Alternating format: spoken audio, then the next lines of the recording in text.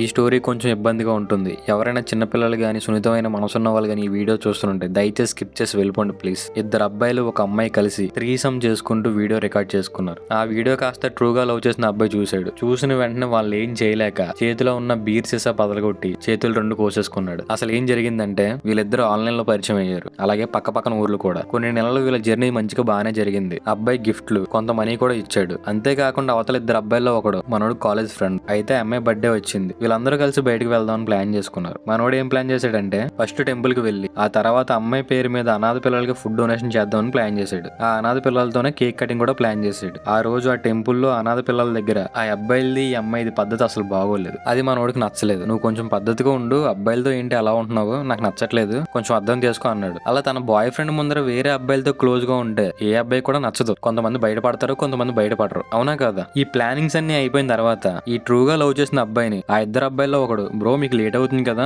మిమ్మల్ని నేను డ్రాప్ చేసేస్తాను బస్ స్టాప్ దగ్గర, మళ్ళీ మీరు ఇంటికి వెళ్ళేసరికి లేట్ అయిపోతుంది, మనం చాలా దూరంగా ఉన్నాం కదా అని చెప్పేసి కొంచెం త్వరగా మనల్ని పంపించేశారు. ఆ తర్వాత వీళ్ళు ముగ్గురు కలిసి ఏం చేశారంటే ఒక సింగిల్ గా ఉన్న హౌస్ ని బయట తెలిసిన వాళ్ళది ఉంటే తీసుకుని అందులో బాగా ఎంజాయ్ చేసి రీసమ్ చేసుకుంటూ వీడియో రికార్డ్ చేసుకున్నారు. దానికన్నా ముందు అరే కుర్రోళ్ళు, మనల్ని నిజంగా ప్రేమించే వాళ్ళు మన దగ్గర నుంచి అసలు ఏమీ ఆశించరు. వాళ్ళకి కావాల్సిందల్లా వాళ్ళతో కొంచెం టైం స్పెండ్ చేయడం, కొంచెం ప్రేమగా మాట్లాడడం, నీకు నేను ఉన్నానన్న ధైర్యం ఇవ్వడం, అది చాలరా వాళ్ళకి. అది కాకుండా ప్రతిసారి మనీ ఇవ్వు, అది ఇవ్వు, నాకు అది కావాలి ఇది కావాలని చెప్పి గొంతె నమ్మ కోరికలు కోరే వాళ్ళు ఉంటారు కదా, వాళ్ళని ఏమంటారో మీ ఊహలకు వదిలేసా. జాగ్రత్తగా ఉండండి. అటువంటి వాళ్ళతో ఎంత దూరంగా ఉంటే అంత మంచిది. మనం అంత హ్యాపీగా ఉంటాం. అవునా కదా? ఇంకా ఈ త్రీసమ్ స్టోరీకి వెళ్తే చాలా లెంత్ ఉండడం వల్ల ఇంకో పార్ట్ కింద అప్లోడ్ చేస్తాను. బయట సొసైటీలో అసలు ఏం జరుగుతుందని చెప్పేసి ప్రతి ఒక్కరికి తెలియాలి. అప్పుడే ఒళ్ళు దగ్గర పెట్టిన ప్రతి ఒక్కళ్ళు ఉంటారు. మీకు అవన్నీ తెలియాలంటే ఛానల్ ని ఫాలో చేసుకుని ఉండండి. పార్ట్ 2 కూడా అప్లోడ్ చేస్తా. మన ఛానల్ గురించి ఫీడ్బ్యాక్ కింద నీ ఉద్దేశం ఏంటో కామెంట్ లో రాయి, నేను ఖచ్చితంగా చూస్తా. మంచిది.